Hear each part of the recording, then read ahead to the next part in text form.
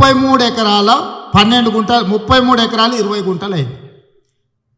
ప్రభుత్వం ఇప్పుడు కొత్తగా ప్రవేశపెట్టిన ధరణి పోర్టల్ ద్వారా దీంట్లో చాలా కాగితాలు ఉన్న వివరాలు ఇస్తా. దాదాపుగా ఎంతమంది మీద అంటే ఇది మొత్తం టోటల్గా 10 మంది పేరు మీద భూములు విభజన జరిగింది.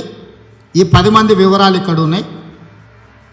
33 ఎకరాల 26 గుంటలు అయింది. 1965-66 నుంచి 2000-2001 సంవత్సరం వరకు గుండ్లపోచంపల్లి 650 సర్వే నెంబర్లో 22 ఎకరాల 8 గుంటలు ఉన్న భూమి 2021 సంవత్సరానికి కొత్తగా కేసీఆర్ గారు ప్రవేశపెట్టిన ధరణి పోర్టల్లోకి వచ్చేవరకల్లా ధరణిలో ఇప్పటికాడికి నాకు అందుబాటులో ఉన్న సమాచారం, ఇది ఇంకా కూడా పెరిగిందేమో నాకు తెలియదు, 33 ఎకరాల 26 గుంటలైంది. 22 ఎకరాల 8 గుంటలు ఉన్న భూమి 33 ఎకరాల 26 గుంటలు అయిందంటే ఇది ఏమన్నా కేసీఆర్ ముక్క రోజు రోజుకు కొంత పెరగడానికి? భూమి అనేది ఒక సర్వే నెంబర్లో ఎన్ని వందల సంవత్సరాలైనా ఒకే భూమి ఉండాలి కదా. దీంట్లో 16 ఎకరాలు శ్రీనివాస్ రెడ్డి అనే పేరు మీదకి బదిలీ అయింది. ఈ శ్రీనివాస్ రెడ్డి ఎవరే అంటే గుండ్లపోచంపల్లి మున్సిపల్ చైర్పర్సన్ భర్త మల్లారెడ్డి గారు బావమరిది. గతంలో గుండ్లపోచంపల్లికి ఉప సర్పంచ్ ఉండే, ఈరోజు శ్రీనివాస్ రెడ్డి గారు సతీమణి Gundlapochampally municipal chairperson TRS party. ఆ మధ్యలో దేవాదాయ భూములకు సంబంధించి నేను వివరాలు బయట పెట్టినప్పుడు అది నా బావమరిది, నాది కాదు, నాకేం సంబంధం అన్నాడు మల్లారెడ్డి గారు. ఆ మల్లారెడ్డి గారు బావమరిది 16 ఎకరాల భూమికి ఈ 650 సర్వే నెంబర్లో యజమాని అయ్యిండు. అతను ఏ విధంగా యజమాని అయ్యిండో, అతనికి ఏ విధంగా పాస్ పుస్తకాలు వచ్చినాయో, అతను ఏ రకంగా దీనికి యజమాని అయ్యిండో ఎక్కడ లేవు. హైదరాబాద్ చుట్టుపక్కల భూములు కొనుగోలు చేస్తే సేల్ డీళ్లు కాకుండా వేరే రకంగా చేయడానికి అవకాశం లేదు. ఈ 16 ఎకరాల భూమి శ్రీనివాస్ రెడ్డికి వచ్చిన తర్వాత శ్రీనివాస్ రెడ్డి నుంచి మల్లారెడ్డి ఎడ్యుకేషనల్ ట్రస్ట్కు గిఫ్ట్ డీడ్ అయింది 16 ఎకరాలు. మల్లారెడ్డి గారి బావమరిది అయిన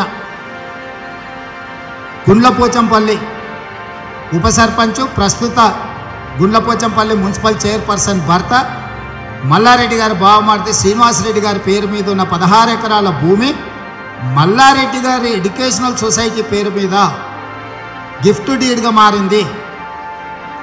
ఈ 16 ఎకరాలు ఏ రకంగా శ్రీనివాస్ రెడ్డి యజమాని అయ్యిండో వివరాలు లేవు. ఈ శ్రీనివాస్ రెడ్డి యజమాని అయిన 16 ఎకరాల భూమి మల్లారెడ్డి ఎడ్యుకేషనల్ సొసైటీ పేరు మీద గిఫ్ట్ డీడ్ చేసి, ఈ గిఫ్ట్ డీడ్ ద్వారా మల్లారెడ్డి యూనివర్సిటీ ఈ భూమిని చూపించి మల్లారెడ్డి యూనివర్సిటీ అనుమతి తీసుకున్నాడు.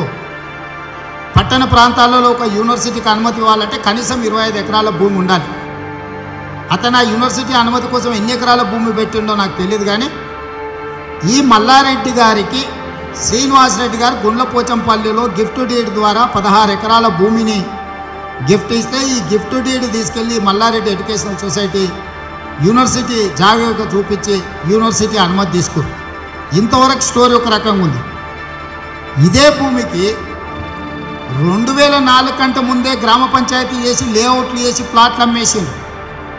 650 సర్వే నెంబర్లో ఉన్న భూమిని అప్పటికే కొంతమంది వ్యక్తులు గ్రామ పంచాయతీ లేఅవుట్ తీసుకొని లేఅవుట్ చేసి ప్లాట్లు అమ్మేసింది. ప్లాట్లకు సంబంధించిన సేల్ డీడ్ కాపీ 2004లో సేల్ డీడు గ్రామ పంచాయతీ అయిన తర్వాత మళ్ళా 2012లో జిహెచ్ఎంసి హెచ్ఎండిఏ లేఅవుట్ పర్మిషన్ తీసుకొని సంజీవరావు గారని మళ్ళీ కొత్త లేఅవుట్ చేసి మళ్ళీ ప్లాట్లు అమ్మిండు.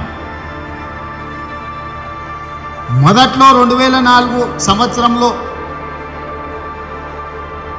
లేఅవుట్లు చేసి గ్రామ పంచాయతీ కింద ప్లాట్లు అమ్మిన ఇదే భూమి 650 సర్వే నెంబర్లో మళ్ళీ రెండోసారి హెచ్ఎండిఏ లేఅవుట్ తీసుకొచ్చి 2012 హెచ్ఎండిఏ లేఅవుట్ తీసుకొచ్చి మళ్ళీ లేఅవుట్లు చేసి ప్లాట్లు అమ్మిండు.